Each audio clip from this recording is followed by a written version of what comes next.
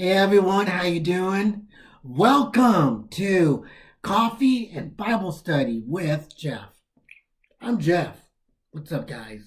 Hey, today we are going to do a Bible study to answer the question, does God want more of my money? Or does God want more of my gratitude?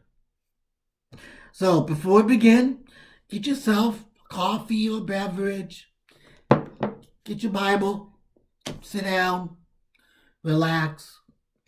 Let's do a Bible study. Does God want more of your money or your gratitude? Let's go to the Old Testament in the book of Psalms, okay? Now, the book of Psalms is literally, if you have a paperback Bible, is literally in the middle of the Bible. Like, literally. Really cool. Easy to find. So, the book of Psalms, go in the middle of the Bible, you're pretty much there. Now, look, go to chapter 50. Chapter 50. And go ahead, feel free to pause this video too as you look this up. Don't worry, I will still be here waiting for you. All right, promise. So, verse 9 says this. God says this.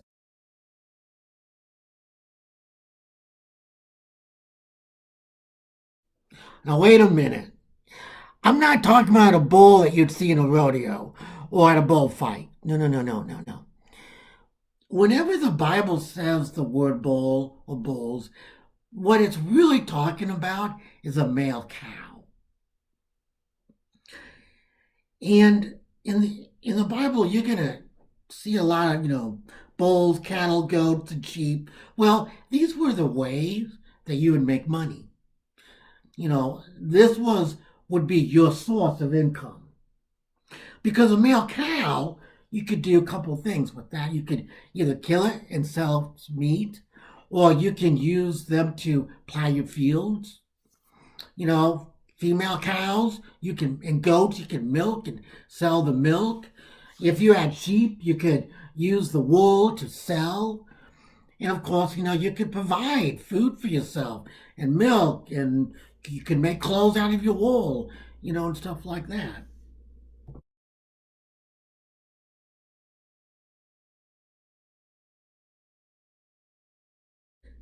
So here God is clearly saying, though, I don't want your source of income. I don't want your money. I really don't.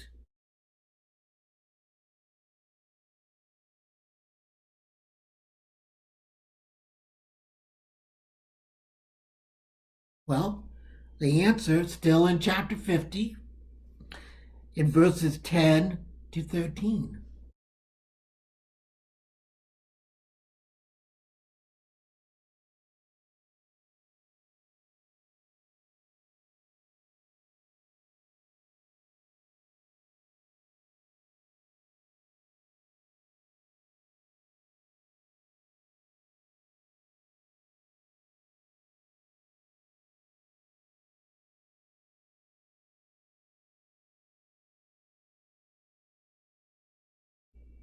Okay.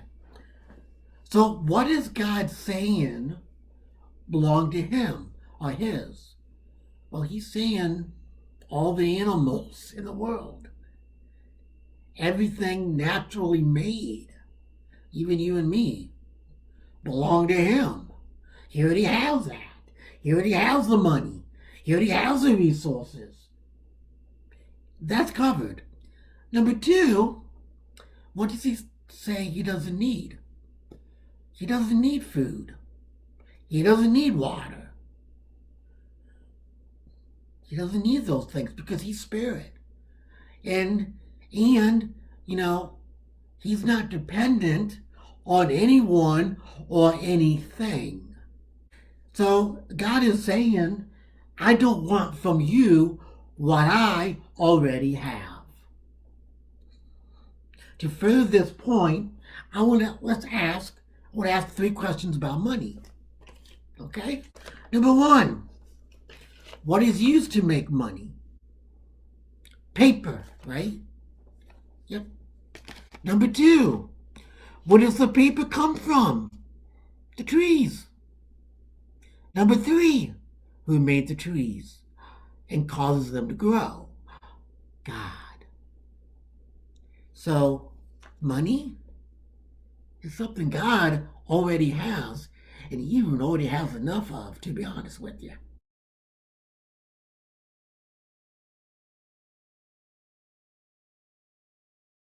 So when we give God more money, then we are giving to God what he already has and he doesn't need. You know, it's kind of like this. Have you ever gotten a Christmas present or a birthday present of something you already had or you really have no need of? And where do those gifts usually go? In the regifting pile, right? Right. But also, have you ever gotten a Christmas present or a birthday present of something you did not have and something that you really needed? Yeah. And how did that make you feel? You were excited, weren't you? Definitely. Well, God's the same way. God doesn't get too excited when we give him things he already has.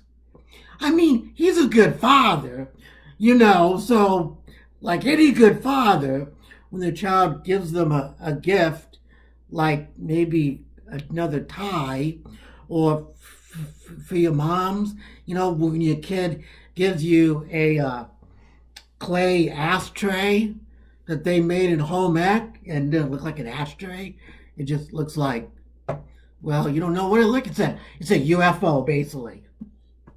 So you're going to be like, oh, that's nice. Thank you.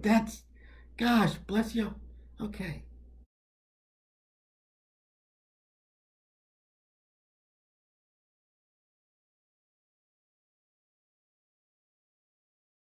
If God wants more of my gratitude and thankfulness, why? Why does God want more of my gratitude and thankfulness? Well, remember the same three questions we asked about money? Let's ask about gratitude. Number one, what's used to make thankfulness and gratitude? Us, our minds, our hearts. Where does thankfulness and gratitude come from? Us, our lips. When we say thank you. And who makes thankfulness and gratitude? We do. See, here's the first point. Thankfulness is something God can't make. And thankfulness is something that only comes from you and me.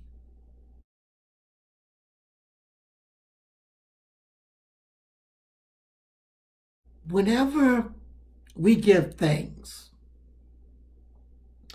then we are choosing to do two things. Number one, we are choosing to focus on what we do have rather than what we don't have. Number two, we're choosing to thank God for what we do have. But also, when we are giving thanks to God, we're acknowledging three things about God. Number one, we are acknowledging who God is. And to find out who God is, well, let's go to 1 John chapter 4, verse 16, which is clear at the end of your Bible, pretty much. 1 John chapter 4, verse 16.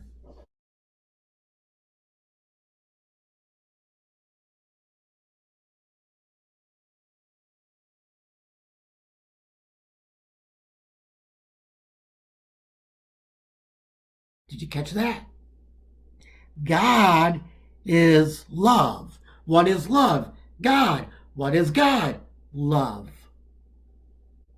Number two, we are acknowledging all good things come from God. Let's jump to the book of James, chapter 1, verse 17, which is also it's in the New Testament. James chapter 1, verses 17.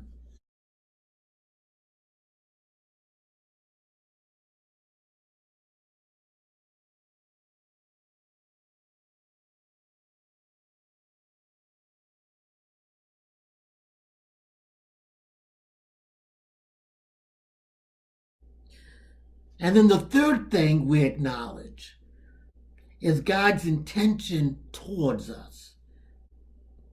Let's go to Romans chapter 8, verse 28 in the New Testament.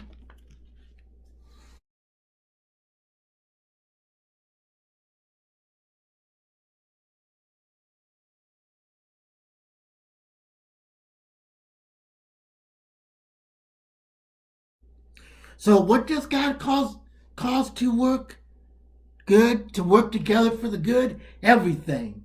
Good things, the good things, yeah, and the bad things too. So I'm sure you've had a lot of crap in your life. I have too. I mean, I've been homeless. I got different medical conditions. I've been betrayed. I have mental issues. But guess what? Yeah, those things are bad. And those things are trying sometimes. But my God, our God can cause those things to work for the good. And he has, and he does. In studying, during a Bible study today, we can clearly see in the Bible that God wants more of our gratitude rather than more of our money. So, I got a weekly challenge for all of you guys, okay? Here we go. For this week, every day I want you to do something. Get a pen, get a piece of paper, and every day write one thing you are thankful for God for. For me, I wrote, thank you, God, that there is food in my fridge. Yeah, God even cares about the small things too, guys, honestly. And so you could write for the first day, thank you, God, for my lamp. Thank you, God, for my friends. You can go big, go home. That's totally up to you. And then to that piece of paper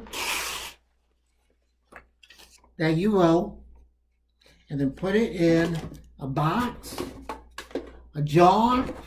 You can even put it in your hat too, whatever. And then the second day, get a pen, get a piece of paper, write one thing you're thankful God for. I thank you, God, for nature. And then take that, rip it, put it in the box, jar, or a hat, whatever. And you do that for 7 days. Then, at the end of 7 days, take that box or that jar or the hat, and then one by one, take out what you wrote. And then thank God for that thing. Thank you, Lord, that there's food in my fridge.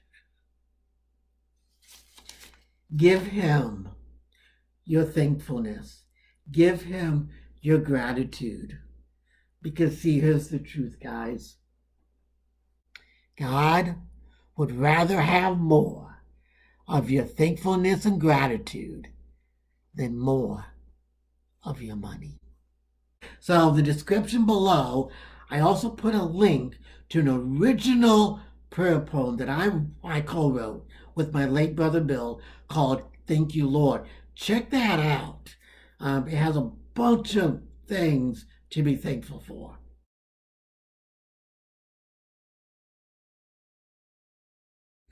All right, I got a question for today. Here it is. What is one thing or several things that you are thankful God for? Do me a favor, in the comments below, can you write one thing or several things that you are thankful for God for? Also, if you like this video, can give me a thumbs up, smash that thumbs up button. Let me know you liked it. And don't forget to subscribe. Hit that subscribe button so you can get more videos like this. All right. Well, guys, finally, always remember, I love you guys. More importantly, Jesus loves you more. Take care.